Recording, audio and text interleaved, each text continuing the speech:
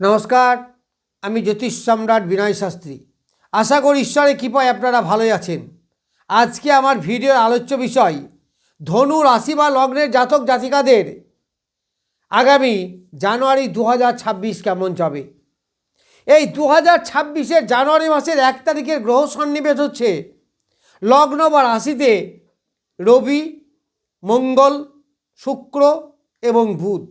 দ্বিতীয় কেউ নেই, তৃতীয় রাহু, চতুর্থে শনিদেব। এই রাহু এবং শনি সারা বছরই মোটামুটি এই ঘরগুলোতেই থাকবে, তো জানুয়ারিতে তো থাকবেই। এইবার পঞ্চমে কেউ নেই, ষষ্ঠে কেউ নেই, সপ্তমে আছে দেবগুরু বৃহস্পতি। তার ধনু রাশির অধিপতি এই দেবগুরু বৃহস্পতি, সে তার সপ্তমে বক্রী অবস্থায় বসে আছে। অষ্টমে কেউ নেই, নবমে কেতু, দশম, একাদশ, দ্বাদশে কেউ নেই। তাহলে প্রথমেই বলি যে লগ্নে অনেকগুলো গ্রহ বসে আছে। যেহেতু লগ্নের ডিগ্রি জানা নাই, কারণ লগ্নের ডিগ্রি জানতে গেলে নিজ নিজ ছক দেখতে হবে, তার চরণও জানতে পারছি না। তবে বলা যায় যে এই লগ্নে ভাগ্যবতী বসে আছে। আবার সপ্তমপতি এবং দশমপতি বসে আছে, ফলে ব্যবসার মাধ্যমে উন্নতি অবশ্যই হবে। ভাগ্যবতী যেহেতু দশমপতি অর্থাৎ নবমপতি দশমপতি রাজযোগ এবং বলবান রাজযোগ, এর জন্য আপনাদের মান, যশ, খ্যাতি, প্রতিপত্তি, অর্থ উপার্জন, ব্যবসায় সাফল্য এইগুলো আপনি পাবেন। আবার এই দ্বিতীয় স্থানে এই রাশিতে বা লগ্নে ষষ্ঠপতি এবং একাদশপতি নিজে বসে আছে শুক্র। আবার সে নিজ নক্ষত্রে এখন আছে, যদিও তা পরিবর্তন হবে,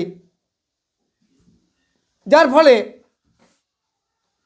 চাকরি জগতে একটা উন্নতি, শৌখিন চাকরি, কোম্পানি চাকরি, এই ধরনের কম্পিউটার রিলেটেড যারা কাজ করেন তাদের একটা ডেভেলপমেন্ট কিন্তু এখানে দেখা যাচ্ছে। মঙ্গল বুধ এক জায়গায়, তার সঙ্গে রবি যুক্ত আছে, ফলে কাজের প্রতি আপনার এনার্জি, খেলাধুলো জগতে যারা আছেন তাদের ডেভেলপমেন্ট করা, শৌখিন জগতে একটা উন্নতির আভাস, নিজের বিলাসিতা বৃদ্ধি, এইগুলো হবে গোটা মাসই। এই মাসের মাঝামাঝি অর্থাৎ 15 তারিখে মঙ্গল এবং রবি চলে যাবে মকরে। এরা মঙ্গলের কিন্তু তুঙ্গ ক্ষেত্র। আবার ভাগ্যবতী রবি সে যাচ্ছে ধনস্থানে। তাহলে কী হবে, পঞ্চমপতি এবং নবমপতি তারা যাচ্ছে ধনস্থানে, ফলে পরিশ্রম একটু বাড়লেও কিন্তু উপার্জনও বাড়বে অনেকটা। বাক্য বিচে যারা ব্যবসা করেন তাদের যথেষ্ট ডেভেলপমেন্ট হবে। হার্ডওয়ারের ব্যবসা যারা করেন তাদের যথেষ্ট ভালো হবে, উন্নতি হবে। যারা রাজনীতি জগতে আছেন তাদেরও যথেষ্ট উন্নতি হবে। তারপর 17 তারিখে বুধ চলে যাচ্ছে এই মকরে।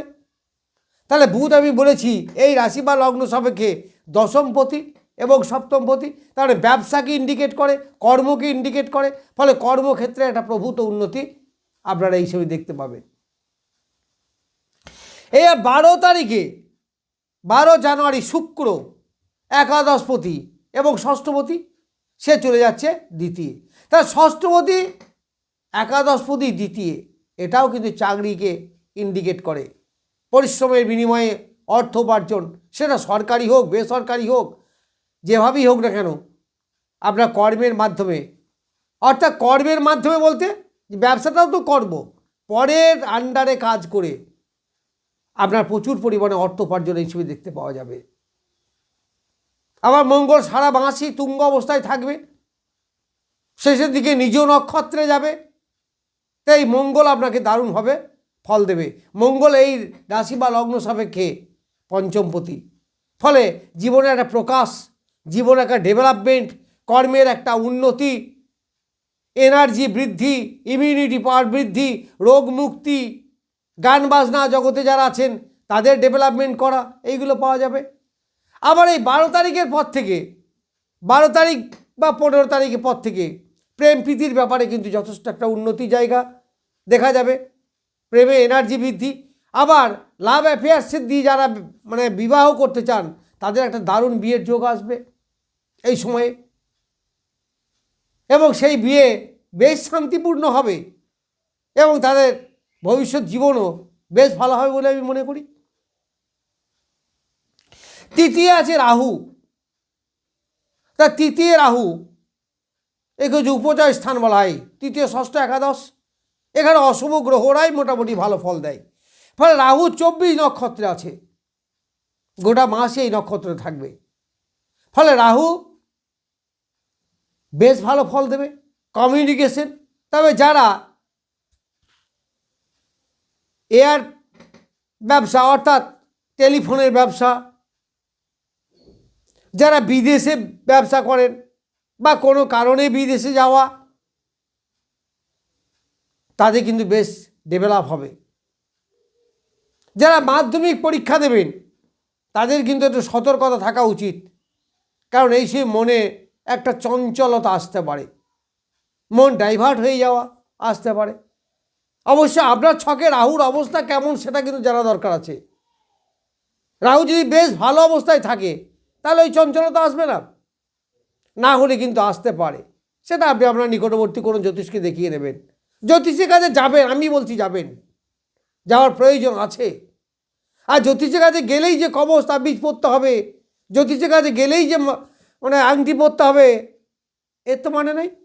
আপনি প্লেন অ্যাডভাইসটা নেন না, তার ভিজিটটা দিলে যে অ্যাডভাইসটা আপনাকে দেবে, আপনার কোন গ্রহ কোথায় আছে, কত ডিগ্রি আছে, কোন চরণে আছে, কোন নক্ষত্রে আছে, এই সব দিকে তো একটা অ্যাডভাইস দেবে যে আপনি এই করুন, এইটাকে মেনে চলবেন, তাতেও আপনার অনেক লাভ হবে। অনেকেরই ভয় যে জ্যোতিষের কাছে গেলেই কবচ তাবিজ এইসব পড়তে হয়, না তা নয়। এইবার চতুর্থ আছে শনিদেব।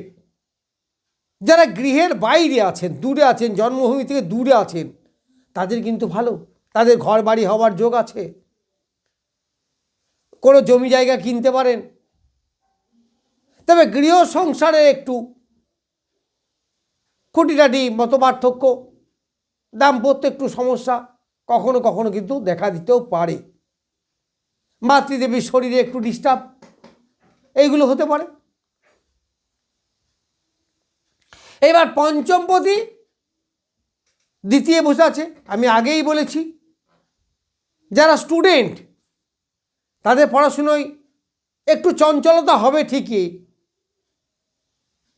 কিন্তু অ্যাটেন্ডেন্সের রেজাল্টও ভালো হবে, কারণ মঙ্গল তুঙ্গ ক্ষেত্রে, এই পঞ্চমপতি তুঙ্গ ক্ষেত্রে বসে আছে। তার তুঙ্গ ক্ষেত্রে থাকলে কী হবে, তার পড়াশুনো বেশ ভালো হবে। যারা ডিফেন্স লাইনে চাকরি করেন বা ডিফেন্স লাইনে চাকরি পাওয়ার চেষ্টা করছেন তাদের পক্ষে বেশ ভালো। যারা হার্ডওয়্যার বা এই জাতীয় কোনো ব্যবসা করেন তাদের পক্ষে বেশ ভালো। তবে একটা হাঁটুর সমস্যাতে কিন্তু অনেকেই ভুগতে পারেন, এটা হচ্ছে নেগেটিভিটি। তাহলে এই পঞ্চমপতি বিদ্যাক্ষেত্রে, সন্তানের ক্ষেত্রে, প্রতিভা বিকাশের ক্ষেত্রে, ধীশক্তির ক্ষেত্রে যথেষ্ট ডেভেলপমেন্ট হবে, গোটা মাসটাই হবে। তারপরে ষষ্ঠপতি, তার কথা আমি আগেই বলেছি, চাকরির কথা। সপ্তমে আছে দেবগুরু বৃহস্পতি, সপ্তমে বসে তার নিজের ঘরের উপরে দৃষ্টি দিচ্ছে। তাহলে প্রথম 15 দিন সব গ্রহ, 4টে গ্রহের উপরে দৃষ্টি দিচ্ছে। তার নিজের ঘরের দৃষ্টি, সে শুভ গ্রহই হোক আর অশুভ গ্রহই হোক, নিজের ঘরের দৃষ্টি কিন্তু সর্বদাই শুভ। ফলে রাশি বা লগ্নের শুভ হবে। তার মানে কি, শরীর স্বাস্থ্য, মন মানসিকতা, এনার্জি বৃদ্ধি, ধীশক্তি বৃদ্ধি, এইগুলো হবে, রোগ মুক্তি ঘটবে গোটা মাসটাই। দাম্পত্য জীবনে বেশ ভালো সুন্দর সম্পর্ক, একটা মিষ্টি দাম্পত্য জীবন। তবে যেহেতু চতুর্থ শনি বসে আছে, চতুর্থ থেকে আমরা সংসারের বিচার করি, ফলে সংসারের মধ্যে একটু আড্ডা, কলহ, মতপার্থক্য এসব হতেই পারে। মনের দিক থেকে একটু চঞ্চলতা ভাব, একটু নেগেটিভিটি, একটু পুরনো কোনো জিনিসকে নিয়ে একটু দুশ্চিন্তা বৃদ্ধি, এইগুলো কিন্তু হতে পারে। তবে তাতে ভয়ের কোনো কারণ নেই, কারণ লগ্ন বা রাশি কিন্তু বেশ বলবান। এইবার বসে আছে নবমে আছে কেতু, তাহলে ধর্মের প্রতি আপনাদের আস্থা অনেকটা বৃদ্ধি পাবে,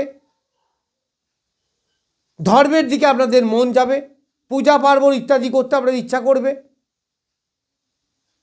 এইগুলো আপনারা পাবেন। আর এই ভাগ্যবতী গোটা মাসটাই ধনু রাশিতে বা মকর রাশিতে থাকবে, তাহলে হয় রাশি বা লগ্নে, না হলে তার দ্বিতীয়। তাহলে ভাগ্যবতী দ্বিতীয় স্থানে অর্থের একটা আমূল পরিবর্তন ঘটাবে, আবার ভাগ্যবতী লগ্নে থাকলে শরীর স্বাস্থ্য সুন্দর থাকবে। যাই হোক, আমি ধনু রাশি বা লগ্নের জানুয়ারি 2026 কেমন যাবে সেই সম্বন্ধে কিছু